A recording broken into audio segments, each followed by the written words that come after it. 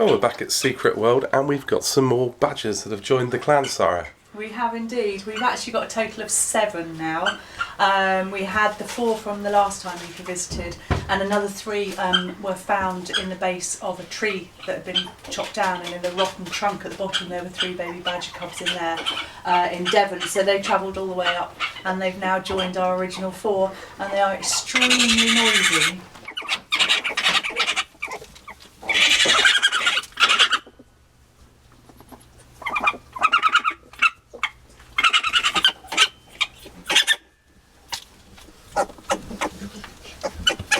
Well, all 7 are in the cubbyhole now. They've grown too big to be in the brooders or an incubator, and they're really starting to move around. Some of them can actually properly walk as well. You can hear one digging to get out.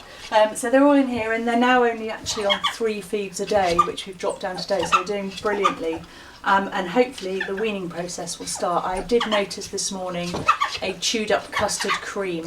Custard creams? Yes, the edges were missing, so they're definitely starting to be interested in normal food. I never knew badgers ate custard creams. They have got exceptionally sweet teeth, and they love anything like jam and honey, and the custard creams are quite milky, and it's quite often the only type of food that we can actually get to wean them on first of all before we get them onto something much more natural.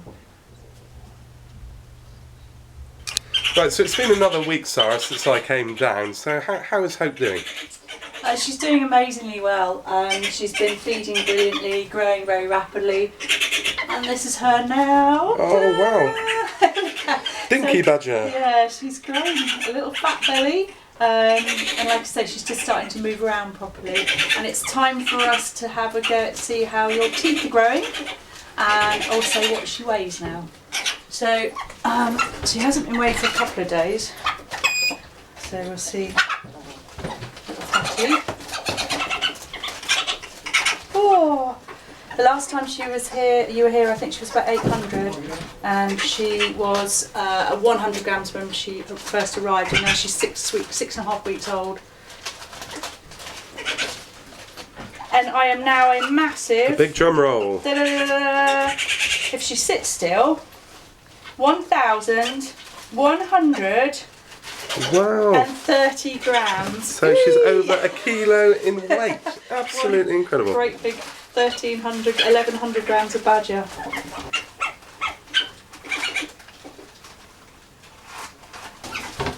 So here we're going to do some other health checks on Hope this morning. So what have you got in store for Hope?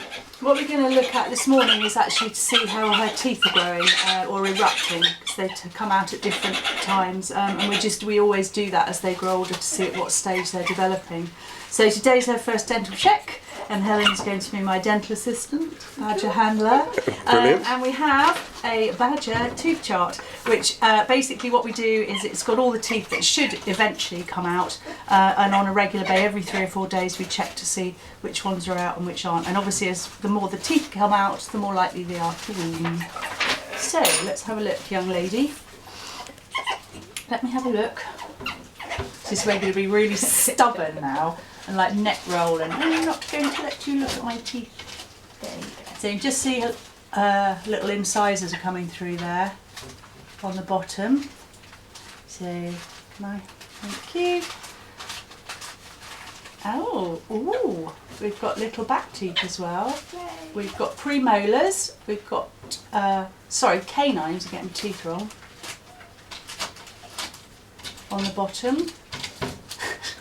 She's got quite a good grip. It's a bit nicer when they haven't got teeth. And on her upper jaw, she's got canines and also molars come through. So she's doing well. She's doing really well. And actually, I can just feel her little front teeth coming through on the top there. She's just suckling on my finger. I'm not doing anything at all. She just thinks it's a bottle while I'm having a quick feel. I had no idea there was going to be a badger dentist in our midst this morning. Well, and I had no idea. Teeth when it eats custard creams the way they do. Right. So in front of me, Sarah, we've got a badger dental chart. Can you tell me some more about that? It's basically a diagram that shows you all of the teeth that the badger will eventually have when it becomes an adult.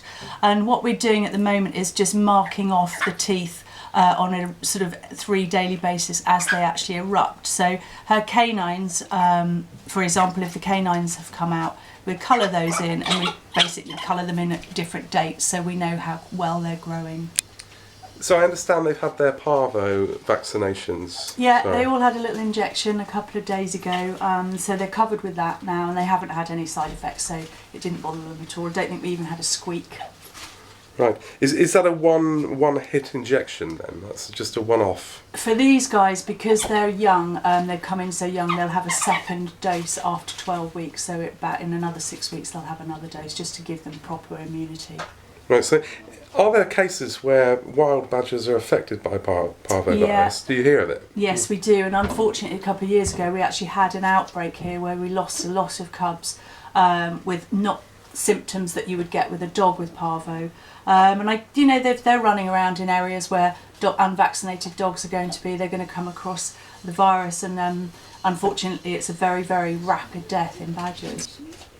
So obviously, it's your busy time now, Sarah. We've got 7 badger cubs, all orphaned, all got problems, and all rely on your care. Yeah. What advice would you give to a member of the public that comes across a badger cub that looks lost and on its own?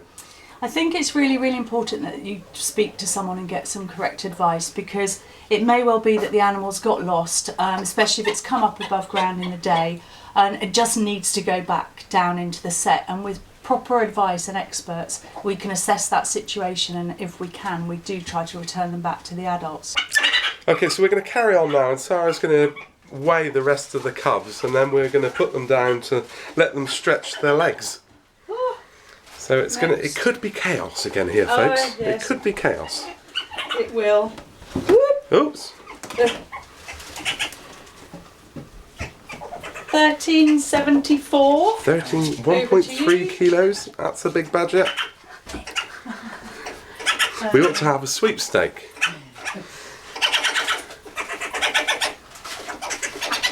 And another badger comes to the scales.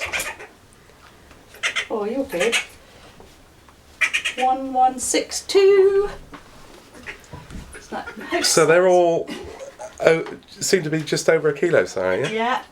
Yeah, they pretty much are, and Hope's the smallest, so in theory the rest of them should be. And the first one there was probably one of the triplets that came in, because they were a little bit bigger. I think this is a big boy. Big guns. 1450. Well, that's the top weight so far. That is. 1.4 kilos, wow. And numbers are building here in the Kidner kitchen. 1, 2, 3, 4, 5. So we've got 6 badger cubs running around after custard cream biscuits. And Helen, you're doing a good... The badger whisperer is looking after them at the moment down there. And they look as though they could be into everything.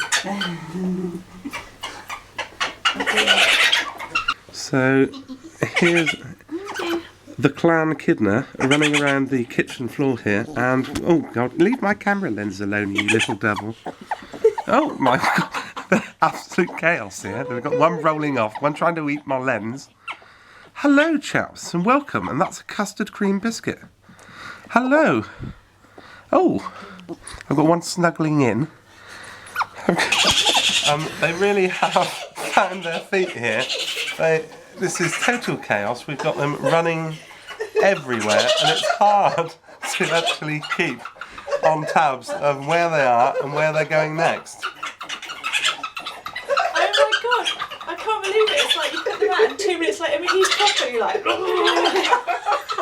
And they're really quick. We ought to have races, badger races. So obviously this is a busy time of year for the centre here, Sarah, and this must all cost a huge amount of money to look after all the casualties that come into Secret World. Can you tell me about how the centre is funded? Well, the centre's funded really by public donation. We are very fortunate enough to get the occasional legacy, but it really is just members of the public that bring an animal in to us, and they offer some financial support to help us feed these little mouths. And through the year, we deal with about 4,000 casualties every year. Sarah, here recently the centre has launched a Care of the Wild appeal. Can you tell us more about that appeal, please? Yeah, we've just launched an appeal at the end of January to really raise funds to build a brand new teaching hospital at Secret World. And we want it to be the state of the art for wildlife in terms of care and also in terms of education. We're hoping to be able to teach professionals from all over the world to deal with wildlife casualties, feel competent and confident to do that. And we're hoping to achieve that here with our brand new £4 million build.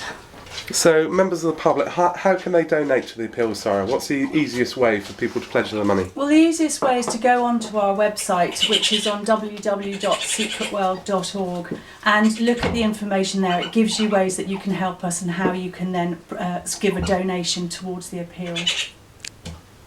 Now, I'm really lucky to be able to come down to Secret World and meet these guys and follow their progress. But there is a way that the general public can come and meet these beautiful badger cubs. Can you tell me about that, Sarah? Indeed there is. On the weekend of Easter, in the beginning of April, we have a Badger Bonanza weekend at Secret World from Good Friday through to Easter Monday.